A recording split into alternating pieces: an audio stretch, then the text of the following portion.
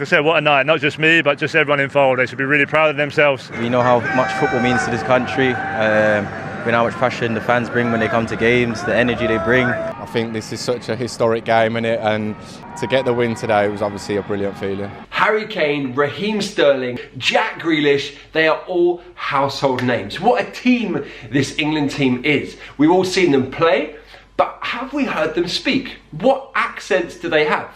Well, English accents, obviously, Tom. Yeah, but what English accents? There are so many. In fact, I did a video teaching you 20 British English accents. You can watch that somewhere up here. Anyway, today I'm going to show you all the different accents that the players have and teach you pronunciation features so that you can identify them.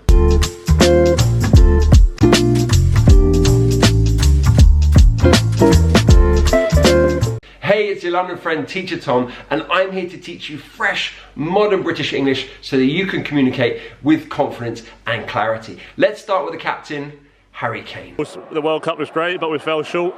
We had the Nations League, we had a good run there, and then obviously we're in another semi-final. So, but now it's about getting over the line and getting over the next step, and that's what we've got to do on Wednesday. Harry Kane is from London, plays for Tottenham Hotspur, and I would describe it broadly speaking as a Cockney accent. Now, accents come in all varieties. He definitely has Cockney features in his accent. The one that I want to focus on is that glottal T. That's where we restrict the airflow as we are saying the T sound. So he says getting, that getting, not getting, getting. Now it's about getting over the line. So getting over the line. He also says getting over the next step. And also he says gotta. He also said short. So at the end of a word, he's glottalized that T as well. Now this is a feature that's very common in British English accents. It's not just in Cockney. And as we go through the interviews of the other players, you'll hear it there too. Now it's about getting over the line and getting over the next step, and that's what we've got to do on Wednesday. Now Harry Kane grew up in Chingford, which is northeast London. If we move across the city, just a few miles, we get to Wembley, which is where Raheem Sterling is from. Let's hear how he speaks. Yeah, my first thought was the ball to H. I was celebrated and half thought, he could be offside there. So then when I celebrated, I was a bit excited, and I'm like, VAR, please don't ruin my day. I've had this before, but you know, when it counted, you know, it's a great feeling. So Raheem Sterling speaks with what we call multicultural London English. This is the accent of young multi-ethnic citizens within the city. Now it has lots of influences. It has some Cockney influences. It also has influences from the immigrant communities in the city, so particularly the Caribbean community. Now, a couple of features that are interesting here. He uses the F sound on the TH, th. So we call this TH fronting. So instead of thought, as you might hear, he says for, right, with that f. Now he says that a couple of times. That feature is in other different accents, but it can be used here in multicultural London English. Also in multicultural London English, the articulation of vowel sounds is a bit different from other accents. To me, it's a kind of a tighter sound. So when he says day, it sounds like day. VAR, please don't ruin my day. Also with side, it's sad. Could be offside there. But you will also notice that he drops the T's. So he says excited, celebrated, counted, right? So he's also dropping the T's just like Harry Kane. Now what's interesting is these guys grew up just a few miles apart. They have different accents, but also they have some similarities as well. So when we look at accents, you have to think of it more fluidly. It's not just Cockney and MLE, there are lots of different influences. And in fact, what influences someone's accent are so many things. We have geography, we have socio-economic backgrounds, we have age, we have race and ethnicity, we have pop culture. What are you listening to? What songs are you listening to? What TV are you watching? All those influences come into your accent. Your family, your friends, they all influence how you speak. So to say one is one thing and one is another, it's not particularly accurate. Actually, in reality, our accents are a kind of mishmash of lots of different things. Yeah, my first thought was the ball to H. I was celebrated and half thought, he could be offside there. So then when I celebrated, I was a bit excited, and I'm like, VAR, please don't ruin my day. I've had this before, but you know, when it counted, you know, it's a great feeling. Now let's move on to Jadon Sancho, because his accent is really interesting. Yeah, I'm just happy that I got the opportunity tonight and you know, show the fans what I can do. Okay, did you hear the way he said that? He used a d sound, that, right? That. This is definitely a feature of MLE, Multicultural London English. The sound, the, can be replaced with a d, so that it's that and dis and those. Now, that's his accent when he's speaking Multicultural London English. Jadon Sancho has been playing in Germany for Borussia Dortmund, and when he's there, his accent changes. Have a listen. You've been in the professional teams from young, huh? Yeah. It shows your mentality and your professionalism. It's good. It is. 68 pace? No, he's much faster than this.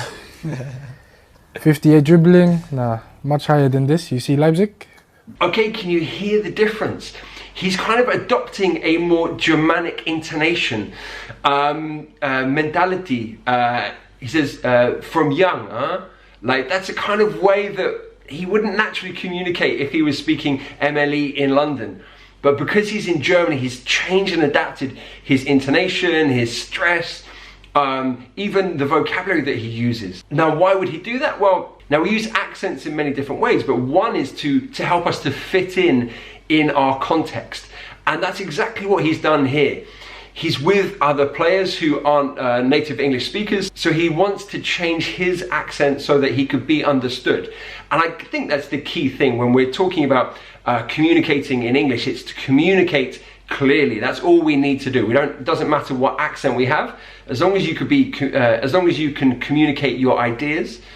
Well, that's job done, right? And I think that's exactly what he's doing here. He's changed his accent so that he can be understood by the other players and by the people around him. Okay, so we've spoken about the players from London, Harry Kane, Raheem Sterling and Jadon Sancho. If we move slightly outside of London, we have other players like Declan Rice and Luke Shaw, who come from Kingston upon Thames. You've also got Mason Mount, who's from the South Coast. And they all speak with something you might describe as estuary English, which is a combination of Cockney and received pronunciation. Now, again, as I said before, your accent is your own accent. There's no one typical accent. And so they all have different features from different accents. Quarter-final, 4-0. Going back to Wembley in a semi-final in a major tournament is, you know, a very positive step and one we're all really looking forward to. And, you know, like I said, I'm really proud of the team tonight. Okay, so with Luke Shaw, he is dropping his T's, quarter and positive, but his vowel sounds are maybe not as broad as in some accents. They're actually more akin to what we would think of received pronunciation. So he's kind of using a little feature of Cockney, but also received pronunciation. Let's listen to Declan Rice speaking. My brother's crying his eyes out. He's just had a little girl, so yeah, it's an unbelievable night. Honestly, I'm so happy. Okay, so here Declan Rice, he's from the same place as Luke Shaw, but he's using the V on brother. So it's not brother, it's brother. So that's, again, TH fronting. He also uses the vocalized L on girl. So it's girl, and that is a feature of Cockney. What combinations we can do that could help us, and yeah, hopefully next game we can do better at that.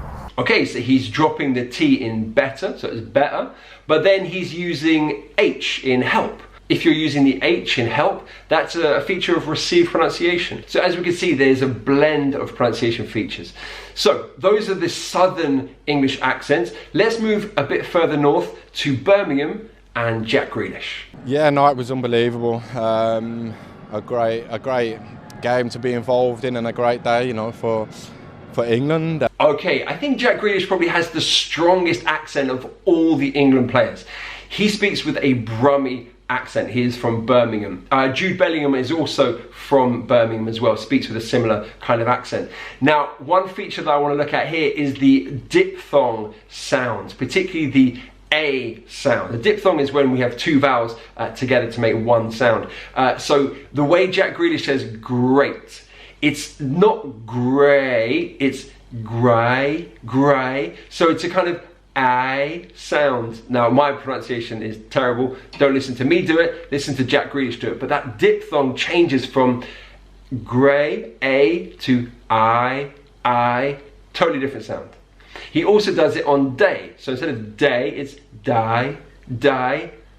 Have a listen to him do it. It's better than when I do it. A great game to be involved in and a great day. Okay, as we move north, we go into Yorkshire, and we've got a couple of players from Yorkshire. Harry Maguire and Kyle Walker are from Sheffield.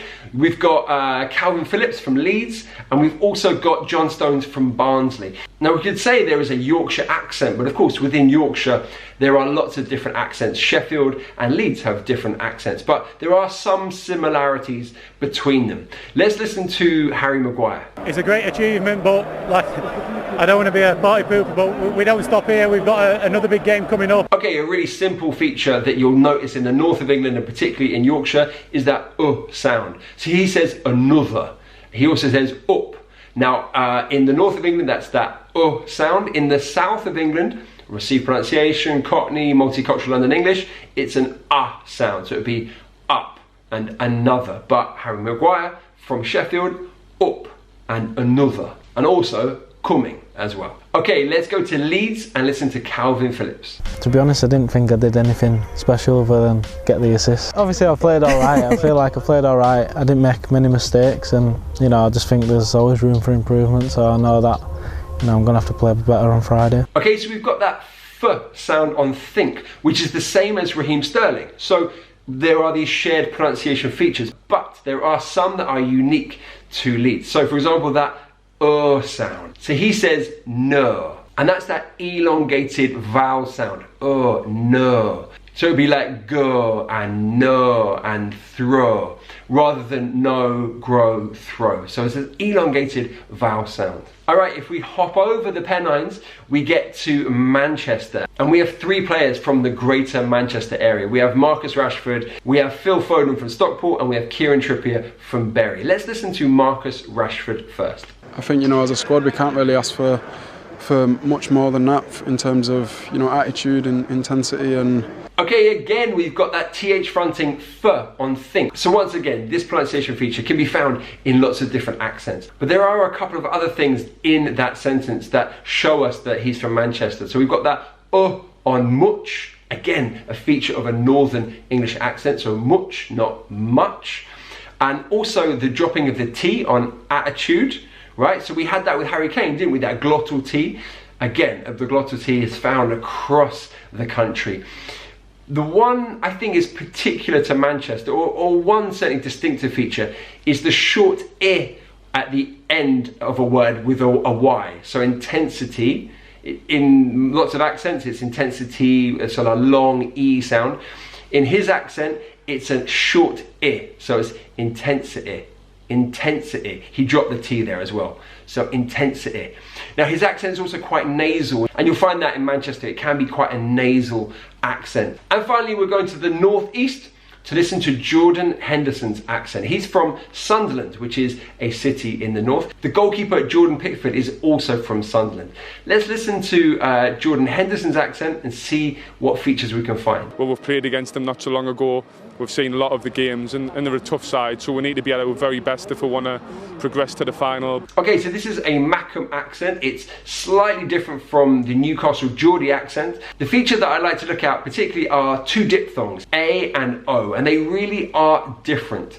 Listen to him say a go here. Well, we've played against them not so long ago. Okay, so it's an elongated singular monophthong sound, a go, a go. Again, my impression is terrible. So rather than a go with that diphthong O sound, it's a go, a go. He does it again here. The lads that haven't been playing as much have been outstanding, Okay, so we've got no. Now the other diphthong is the A sound. Let's hear him say A. Yeah, that's important, in tournament football. You wait for a long period of time. Okay, so instead of wait, it's wait. Wait, again, it's that monophthong singular vowel sound. Wait. He also says it here. Training the days that you don't see. Training, not training. It's training. So again, singular vowel sound.